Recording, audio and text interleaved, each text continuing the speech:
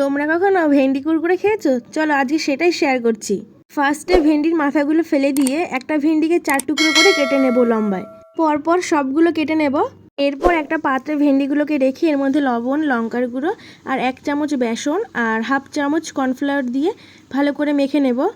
মেখে নিয়ে 5 মিনিট মতো ভেন্ডিটাকে সাইডে রেখে দেব। আর এই ভেন্ডি কুরকুরে বানাতে বেশি কিছু লাগে না, আমরা বাড়িতে যেরকম পকোড়া বানাই সেই সেম প্রসেসেই ভেন্ডি কুরকুরেটা বানাবো। 5 মিনিট পর দেখতেই পাবে প্রত্যেকটা ভেন্ডির গায়ে মশলাগুলো ভালোভাবে লেগে আছে। এরপর কড়াইতে তেল গরম করে ভেন্ডিগুলো এখানে ছেড়ে দেব, দিয়ে নেড়ে চেড়ে নিয়ে পিট ও পিট ভালো করে ভাজবো। লালচে ব্রাউন কালার হয়ে গেলেই আমরা ভেন্ডিগুলো তুলে নেব। এরপর এর মধ্যে একটু চাট মশলা ছড়িয়ে দিয়ে আমরা এটাকে সার্ভ করব। এই রেসিপিটা কিন্তু সন্ধ্যেবেলার স্ন্যাক হিসাবে দারুণ হয় আর খেতে কিন্তু দারুণ মুচমুচে হয়।